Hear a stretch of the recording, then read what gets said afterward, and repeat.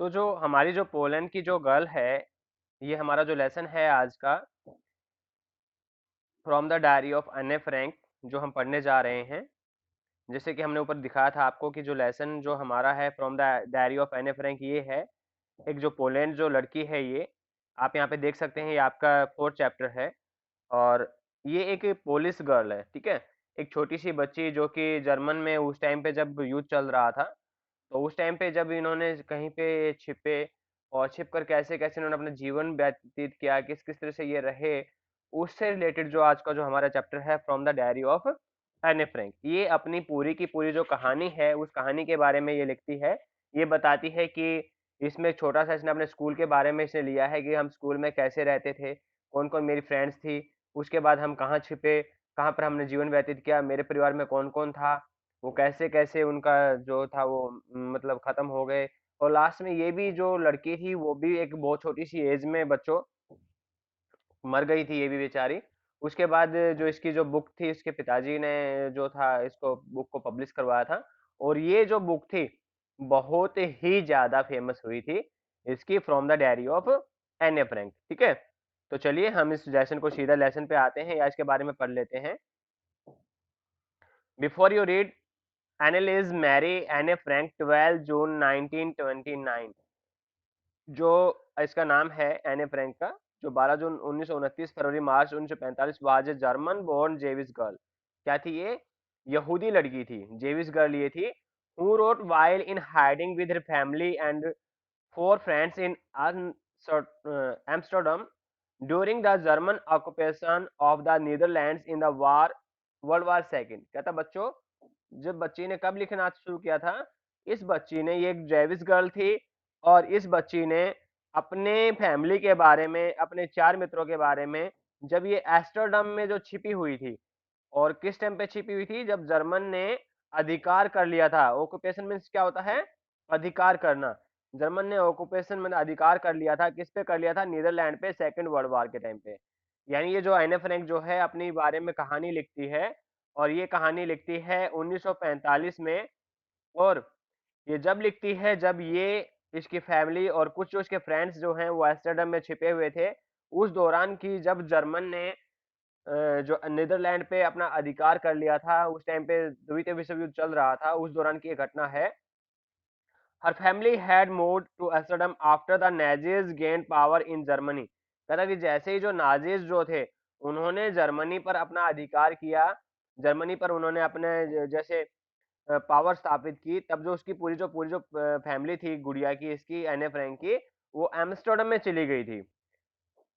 But were trapped when the Nazis occupation extend into Netherlands. लेकिन उसके बाद जो इसकी पूरी फैमिली थी बच्चों, क्या की गई? वो ट्रैप हो गए। ट्रैप मीन्स शिकार हो गए वो, उनको ढूंढ लिया गया, उनको बंदी बना लिया गया। किस टाइम पे? जब पूरे के पूरे जो जो नाजीज जो थे, किसके बाद में? जर्मनी के बाद में, वो नीदरलैंड पर भी जब उन्होंने अपने अधिकार कर लिया। यानी जो पहले जैसे जो नाजीज थे उन्होंने पहले जर्मनी पे अधिकार किया, जर्मनी के बाद वो नीदरलैंड की तरफ बढ़े। ये बच्ची जो थी जेविस गर्ल थी, ये एम्स्टर्डम में चली गई, नीदरलैंड में चली गई, लेकिन जो जर्मनी के जो नाजीज थे वो नीदरलैंड तक भी पहुंच गए, और उन्होंने इनको क्या कर लिया? ट्रैप कर लिया, इनको बंदी बना लिया। As perspective against the Jewish population increased, the family went into the hiding in July 1902 in a hidden rooms in her father Otto Frank's office building। कहता है कि जैसे जैसे जो जेविस की जो पॉपुलेशन जो थी वो बढ़ रही थी, तो पूरी की पूरी जो फैमिली जो थी वो कहाँ पे चली गई थी? छिपने के लिए चली गई थी। कहाँ पे? 1942 में हिडन रूम्स में, जहां पर उनके पिता जो ऑटो फ्रैंक जो थे, उनका ऑफिस की जो बिल्डिंग थी उस बिल्डिंग में छिप गई थी। यानी उसके पिताजी जो थे एने फ्रैंक के, उनका नाम क्या था? ऑटो फ्रैंक था। और ऑटो फ्रैंक का जहां पर जिस बिल्डिंग में ऑफिस था, उस ऑफिस में पूरी की पूरी फैमिली जो है छिपने के लिए चली गई थी। आफ्टर 2 years इन हाइडिंग, 2 साल जब वो छिपे रहे, उसके बाद the group was betrayed and transported to the concentration camp. कहता है कि जो पूरा का पूरा जो ग्रुप था इनका, वो ढूंढ लिया गया, उनको ढूंढ के निकाल लिया गया, पकड़ लिया गया, और उनको कंसंट्रेशन कैंप सिस्टम में भेज दिया गया, जहां पर जो एने फ्रैंक जो थी वो मर गई थी। किससे? टाइफस से। And बर्गन Belsen with in days of her sister Margaret Frank. यानी जब जैसे उसकी जो सिस्टर जो मार्गरेट फ्रैंक जो थी, जैसे वो मरी थी, उन्हीं दिनों में वो भी क्या थी? वो टाइफस का शिकार होकर के वो मर गई। Her father auto the only survivor of the group, यानी उसके पूरे के पूरे परिवार में बच्चों, उसकी माँ, बहन, दादी, हर कोई, नानी, हर कोई मर गया। सिर्फ और सिर्फ जो कौन बचे थे, उसके जो पापा जो थे, ओटो फ्रैंक जो थे, सिर्फ एकमात्र वही आदमी था जो कि पूरी फैमिली में बचा था। Return to Amsterdam after the war ended, जैसे ही वार जो खत्म हुआ एस्टरडम में, to find that her diary had been saved, उसके पिताजी ने पाया कि उस बच्ची की कोई डायरी थी जो कि वहां पे मौजूद थी। Convinced that it was a unique record, और ये पाया गया कि जो उसकी डायरी जो थी वो वाकई में एक यूनिक रिकॉर्ड था, एक सर्वोत्तम जो हम रिकॉर्ड हम उसे कह सकते हैं, वो थी। He took action to have it published in English under the name The Diary of a Young Girl। उसके पिताजी ने क्या कहा, उसके पिताजी ने ये सोचा कि अब क्या करेगा वो, अपनी बच्ची की उस डायरी को किसके नाम से, the diary of the young girl, a young girl के नाम से क्या करवाएगा, उसको पब्लिश करवाएगा, उसको प्रकाशित करवाएगा, यानी उसको क्या करवाएगा, वो छपवा देगा, ठीक है, प्रकाशित करवाएगा। The diary was given to Anne Frank for her 13th birthday and chronicles the events of her life from June 1942 until its final entry of 1 अगस्त 1944। कहते हैं कि जो डायरी जो थी वो एने फ्रैंक को उसके 13वें बर्थडे पर दी गई थी। किस बर्थडे पर दी गई थी?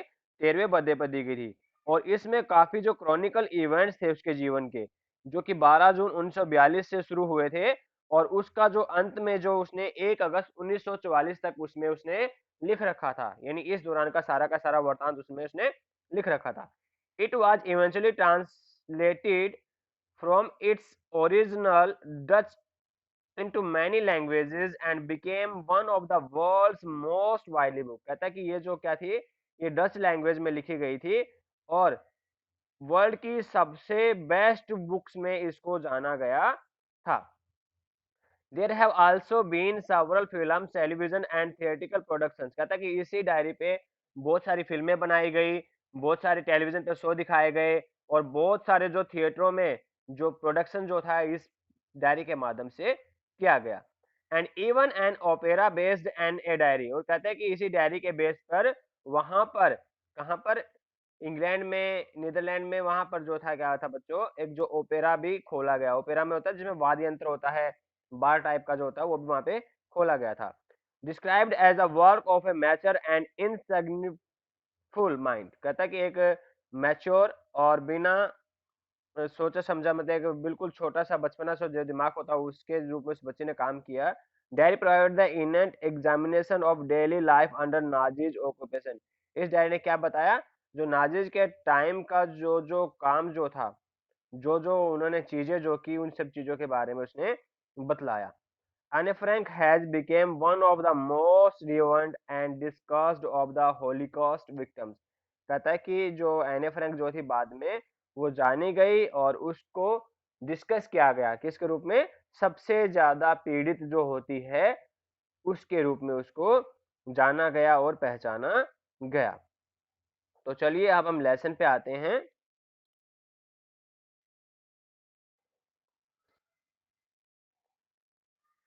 Writing in a diary is a really strange experience for someone like me. कहता है कि डायरी में लिखना हर किसी इंसान के लिए बहुत ही स्ट्रेंज होता है, मेरे जैसे कि मेरे लिए। Not only because I have never written anything before, इसलिए नहीं कि मैंने कभी जीवन में कुछ नहीं लिखा था, but also became it seems to me that later on neither I nor anyone else will be interested in the musings of in a 13 years school girl। कहता है कि ये इसलिए नहीं था कि मैं पहली बार डायरी में लिख रही थी, बल्कि ऐसे लिए कि ये क्या इंटरेस्टिंग इसमें ऐसा होगा, क्योंकि मैं एक सिर्फ छोटी सी 13 साल की बच्ची थी, मैं इसमें ऐसा इंटरेस्टिंग क्या लिख सकती थी। ओह वेल, अरे अच्छा, इट डजेंट मैटर, ये कोई मायने नहीं रखता कि मैं छोटी हूँ या बड़ी हूँ। आई लाइक फील राइटिंग, मुझे अच्छा लिखना, लिखना अच्छा लगता है। And I have an ever greater need to get all kind of thing off my chest. और मुझे क्या है, क्या मुझे बहुत ज्यादा नीड है किस चीज के लिए, अपने जो दिल में जो छुपी हुई जो चीजें हैं उन चीजों को बाहर निकालने का, उनको एक्सप्रेस करने का। Paper has more patience than people. अब वो बताती है कि जो पेपर्स जो हैं उनमें बहुत ज्यादा धैर्य होता है, किसके बजाय, लोगों की बजाय। क्यों? क्योंकि जो लोग हैं वो क्या कर देते हैं, वो बातों को जल्दी बक देते हैं, जल्दी डिस्क्लोज कर देते हैं, वो बातों को पचा के नहीं रख पाते हैं। I thought of this saying on one of those days when I was feeling a little depressed and was sitting at home with my chin in my hands. कहता है I thought, मैंने सोचा, of this, इसके बारे में, saying one of those days, उन दिनों के बारे में, I was feeling little depressed, मैं जब थोड़ी क्या थी, डिप्रेस थी। डिप्रेस माने क्या होता है बच्चों, दुखी होना। जब मैं थोड़ी सी दुखी थी उस टाइम पे, एंड सीटिंग, और बैठी हुई थी, at home with my chin in my head, अपनी ठोड़ी को अपने हाथ में लेकर के बैठी हुई थी। ये माइक ऑफ कर लीजिए जो भी है। बोर्ड एंड लिस्टलेस, मैं क्या थी बच्चों उस टाइम पे, थोड़ी सी परेशान थी और थोड़ी सी हैरान सी थी। Wondering whether to stay in or go out, और मैं सोच रही थी कि घर में ही बैठी रहूं या बाहर चली जाऊं। यानी ये टाइम वो टाइम था जब वो बच्ची क्या कर रही थी बच्चों, जब वो बच्ची घर में बैठी हुई थी और वो एक तरह से उसे किसी चीज में जो इंटरेस्ट नहीं आ रहा था, वो परेशान सी हो गई थी। उस टाइम की कहानी है, उस टाइम की बातें हैं जो बता रही है। I finally stayed where I was brooding, कहता मैंने अंत में मैंने ये निर्णय लिया कि मैं जहां बैठी हूं वहीं रहूंगी। Yes, paper does have more patience and since I am not planning to let anyone else read the stiff back notebook grandly refer to as a diary, कहता है कि हाँ मुझे पता चला कि जो बुक जो होती है, जो पेपर्स होते हैं, उनमें बहुत ज्यादा पेशेंस होता है। And since I am not planning to let anyone else read this stuff black, और मैं नहीं चाहती थी कि कोई इस मेरी जो नोटबुक को कोई दूसरा पढ़े, जिसे मैंने एक डायरी का नाम दिया था, unless I should ever find a real friend, और जबकि मैंने कोई अपना जो सच्चा मित्र था वो भी नहीं मिला था। क्यों? क्योंकि जो एने फ्रेंड का कोई भी सच्चा मित्र नहीं था, इसलिए उसने क्या किया, डायरी को अपना माध्यम बनाया। किस चीज के लिए? अपनी चीजों को लिखने के लिए। इट प्रोबेबली वुड, जो ज्यादा जो डिफरेंस था वो नहीं उसने बनाया था, ठीक है, उसमें ज्यादा डिफरेंस उसने नहीं था इन चीजों में। Now I am back to the point that promoted me to keep a diary in the first place. अब मैं वापस उसी पॉइंट पे आती हूँ जिसने मुझे क्या किया, डायरी रखने के लिए सबसे ज्यादा क्या किया, प्रमोटेड किया, बढ़ावा दिया। I don't have a friend, मेरा कोई मित्र नहीं था। कौन आया? Let me put more clearly, since no one, कहता है कि अब मैं थोड़ा सा और क्लियरली करके बताती हूँ इन चीजों को। Since no one will believe that a 13 years old girl, जो 13 साल की जो बच्ची जो थी,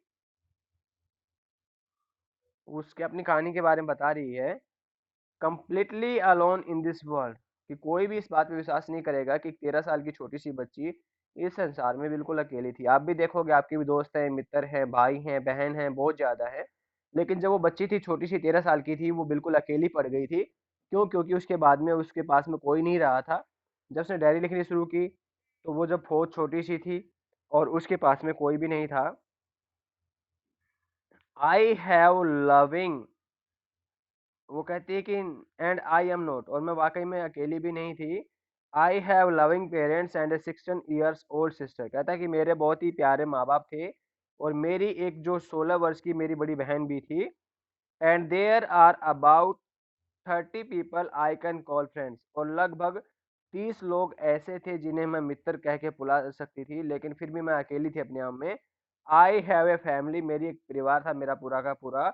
लविंग आंट्स, बहुत प्यारी चाचियाँ या मामी मौसियाँ मेरी थी। एंड ए गुड होम, और हमारा बहुत अच्छा घर था। No, on the surface I seems to have everything, नहीं मैंने ये चीज़ अपने धरातल पर नहीं देखी थी। Except my one true friend, सिर्फ मेरे पास जो था, क्या नहीं था, एक बहुत ही सच्चा अच्छा मित्र नहीं था। वो बताती है कि मेरे पास हर चीज थी, लेकिन बस मेरे पास एक चीज नहीं थी, तो वो क्या नहीं थी, मेरे पास में एक बहुत अच्छा मित्र जो था वो नहीं था। उसके बाद बताती है all thing I have about, कहता है कि ऑल थिंग जायज चीजें, I think about when I was I am with my friends is having a good time. कहते हैं कि जैसे सब सारी चीजें मैंने तब सोची जब मेरा जो बहुत अच्छा टाइम था और मेरे मित्र थे। I can bring myself to talk about anything but ordinary everything. कहता है कि मैं ये चाहती थी कि I can't bring myself to talk, कि मैं अपने आप को नहीं बातचीत कर सकती थी अबाउट एनीथिंग, किसी भी चीज के बारे में, बट ऑर्डिनरी एवरीथिंग्स, परंतु वास्तविक में हर चीज के बारे में। We doesn't seem to be able to get any closer. तो मुझे क्या था बच्चों, ऐसा नहीं लगा था कि कोई भी मेरे जो इतना नजदीक कोई मित्र जो ऐसा सखा हो। That's the problem. और यही एक सबसे बड़ी मेरे लिए समस्या थी कि मैंने मित्र की बजाय डायरी में लिखना शुरू किया। यानी उसके पास सब कुछ था, उसके पास मम्मी थी, बहन थी, भाई थी, चाचा था, ताऊ था, सब कुछ था, लेकिन उसके पास में एक चीज नहीं थी, वो थी कि एक ऐसा मित्र जिससे वो हर चीज वो शेयर कर सके। और सबसे बड़ी यही प्रॉब्लम थी कि उसने डायरी में लिखना शुरू किया। Maybe it's my fault that we don't confide in each other. कहता है कि ये मेरा ही फॉल्ट था कि मैं दूसरे लोगों के साथ कन्फाइड नहीं कर पाती थी। कन्फाइड का मतलब होता है कि हम किसी को अपनी पर्सनल बातें शेयर कर सकें, प्राइवेट बातें हम दूसरों को बता सकें, उसका मतलब होता है कन्फाइड करना। ठीक है, मैं मतलब इस माहौल में, इस मिजाज में नहीं थी कि अपनी सारी प्राइवेट बातें दूसरों को बता सकूं। इन एनी केस, और दूसरे केसों में, that's just how things are, कि चीजें कैसी थी। एंड अनफॉर्चुनेटली, और दुर्भाग्यवश, they are not liable to change, और वो चेंज करने की स्थिति में नहीं थी। This is why I have started the diary. और यही कारण था कि मैंने जो डायरी थी वो लिखनी शुरू कर दी। To enhance the image of this long awaited friend in my imagination. और कहते हैं कि ये ऐसी चीज थी जो कि क्या थी मेरे जीवन में, एक मेरा जो सबसे जो लॉन्ग, बहुत लंबे समय से मैं जिस फ्रेंड के लिए मैं कल्पना कर रही थी, जो डायरी जो थी उसने मेरे उस मित्र का स्थान ले लिया था, वो मेरी कल्पनाओं में आ चुकी थी। I don't want to jot down the facts in this diary the way most people would do. कहता है कि मैं इस फैमिली में ऐसी चीजें नहीं डालना चाहती थी जैसे फैक्ट्स जो दूसरे लोग डायरी में लिखते हैं, but I want the diary to my be my friend. मैं डायरी को चाहती थी कि वो मेरी मित्र बन के रहे, मेरी दोस्त बन के रहे।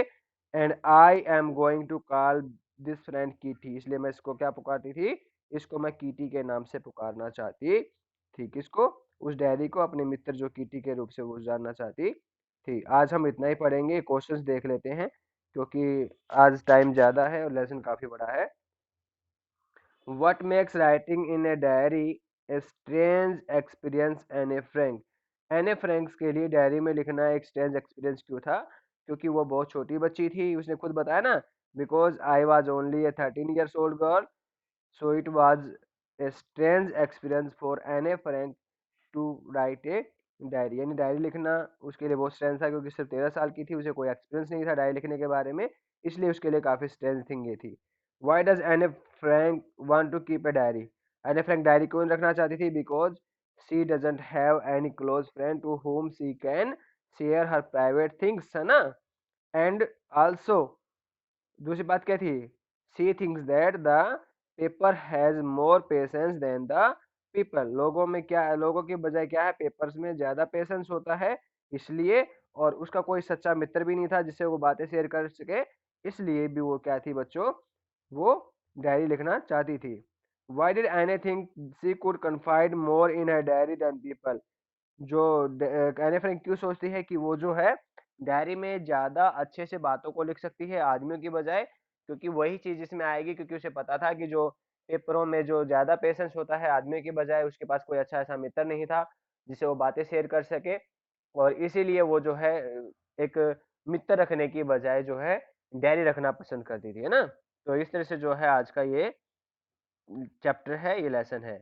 तो लेते हैं, म्यूट हो जाओ। सिंस नो म्यूट हो जाओ। Since no one would understand a word of my stories to Kitty if I were to plunge right in. कहता है कि सिंस, जबकि, no would understand a word of my stories to Kitty. कहता है कि कोई भी मेरा जो वर्ड जो है, स्टोरीज जो है, मेरी जो कहानी है, वो किटी में कोई भी नहीं समझ पा रहा था। इफ आई वर ए पलंग राइट इन, कि मैं सही थी या नहीं। I would better provide a brief sketch of my life. कहता है कि मैं सोच रही थी कि मैं क्या करूं, एक बहुत ही छोटा चित्र चित्र अपनी कहानी के बारे में लिख दूं, much as I dislike doing so, जैसा कि मैं जिसे बहुत ही कम क्या करती थी, डिसलाइक करती थी ऐसा करना। ठीक है। माई फादर, मेरे पिताजी,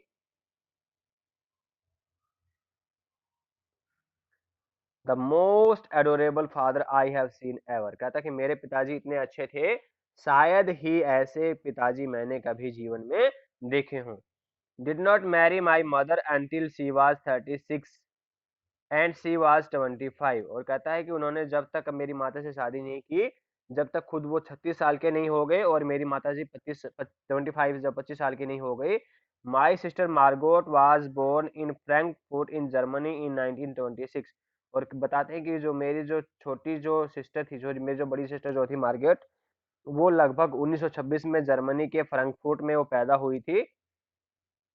आई वॉज बोर्न ऑन 12 जून 1920, मैं कब पैदा हुई थी बच्चों? मैं 12 जून 1929 को पैदा हुई थी। कौन है मैं इसमें? यहाँ पे मैं इसमें है एने फ्रैंक। ठीक है, यहाँ पे मैं जो है वो एने फ्रैंक है।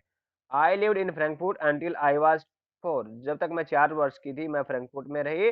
माई father immigrated to Holland in 1933, और मेरे पिताजी जो क्या थे, इमिग्रेट हो गए। इमिग्रेट मीन्स दूसरे स्थान पर पुनर्वास कर लेना, दूसरे स्थान पर चले जाना, दूसरे स्थान पर स्थानांतरण ले लेना, या वहां पे रहने लग जाना। कहाँ पर? हॉलैंड में 1933 में। My mother Edith Holland Frank went with him to Holland in September, और कहता है कि मेरी माता जो थी वो एडिथ हॉलैंड फ्रैंक, वो भी उनके साथ में 1933 में उनके पास में सितंबर में वो चली गई थी। While Margot and I were sent to Aachen to stay with our grandmother, कहता है कि जबकि मुझे और मार्गोट को कहाँ पे भेज दिया गया था? एकन में हमारी दादी माँ के पास रहने के लिए भेज दिया गया था। मार्गोट वेंट टू हॉलैंड इन दिसंबर, और दिसंबर में उसके बाद जो मार्गोट थी वो भी उनके पास चली गई। एंड आई फॉलोड इन फरवरी, और मैं जो थी फरवरी में उनके पास में गई। When I was plunked down on the table as a birthday present for Margot, कहता है कि as I was plunked down on the table, जैसे मैं जो है टेबल पर ऐसे डाल दी गई, किसके लिए?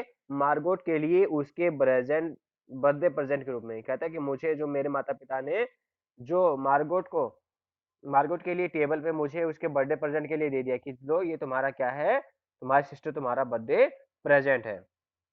I started right away that the Montessori nursery school, तब मैंने उसके बाद जो मोंटेसरी वहाँ पे कोई जगह है वहाँ पे नर्सरी स्कूल जो वहाँ शुरू किया। I stayed there until I was 6, और मैं वहाँ पर जब तक 6 साल की थी तब तक मैं वहाँ पे रही। Eight which time I started in first form, और 6 साल में मैं किस में? पहली कक्षा में आ गई थी। In the six form my teacher was Miss Kuperus, कहता है कि जब मैं लगभग कितने साल की, छठी क्लास में जब मैं आई, तो मेरी जो मिस थी, जो टीचर थी, वो थी हमारी मिस कुपेरस थी, द हेड मिस्ट्रेस, जो कि स्कूल की हेड मिस्ट्रेस थी। At the end of the year we were both in tears as we said a heartbreaking farewell, कहता है कि जब मैंने वहाँ पे 6 स्टैंडर्ड से स्कूल छोड़ करके दूसरे स्कूल में मुझे जाना था, तो उस टाइम पे जो मेरी जो टीचर जो थी मिस कुपेरस जो थी, वो काफी रोने लग गई थी। क्यों? उसे मुझसे काफी लगाव हो गया था। In summer of 1941 grandma fell ill and had to have an operation, कहता है कि 1941 में वो कहती है कि मेरी जो ग्रांडमा थी वो बीमार हो गई और उन्हें ऑपरेशन करना पड़ा। So my birthday pass with little celebration, इसलिए मेरा जो बर्थडे था वो छोटे से सेलिब्रेशन के साथ में बीता। ग्रांडमा डाइड इन जनवरी 1942, और मेरी दादी माँ जो थी 1942 में मर गई। No one knows how often I think of her and still love her, कोई इस बात को नहीं समझता था कि मैं उसके लिए कितनी आतुर थी, कितना उनको पसंद करती थी और कितनी उनके लिए मैं पीड़ित थी। This birthday celebration in 1942 was intended to make up for the other, और कहता है कि ये जो बर्थडे जो सेलिब्रेशन था 1942 में, ये मुझे उनके लिए काफी जो है इंटेंड करता रहता था, उनके लिए मैं काफी जो है व्याकुल रहती थी। And grandma's candle was lit along with the rest, और ग्रांडमा की जो मोमबत्ती थी वो भी उसके साथ में जलाई गई थी। The four of us are still doing well, हम चारों के चारों कौन कौन? उसकी मम्मी पापा, मदर, उसका फादर, उसकी बहन मार्गोट और खुद एने फ्रैंक, ये चारों के चारों क्या थे? सही से जीवन चल रहा था। And the brings me to the present date of the June 1942। और कहता है कि मेरी जो बर्थडे की जो प्रेजेंट जो डेट थी, आज की जो डेट थी जब मैं ये चीजें बता रही हूँ, आज 20 जून 1942 है। And the solemn dedication to my diary, और मैं क्या कर रही हूँ, अपनी डायरी के लिए ये चीज जो डेडिकेशन है वो मैं दे रही हूँ। Why does Anne provide a brief sketch of her life. Anne ने अपने जीवन का एक जो ब्रीफ स्केच है क्यों प्रोवाइड किया, वो आप इसमें पैसेज में देखेंगे। What tells you that Anne loved her grandfather? कौन सी बातें ऐसी बताती हैं जो कि अन्य अपनी ग्रैंडमा को प्यार करती थी, तो कौन सी, क्योंकि अन्य ने बहुत ज्यादा टाइम अपनी दादी माँ अन्य आइकन के साथ आइकन में बिताया था, और जब उसका बर्थडे था तो वो बहुत ज्यादा क्या कर रही थी, उसकी दादी माँ को मिस कर रही थी। और क्या किया गया था, उसके बर्थडे के साथ उसने अपनी दादी माँ के लिए क्या थी, कैंडल भी अपने साथ में जलाई थी। ठीक है, तो इस तरह से आप जो क्या करेंगे,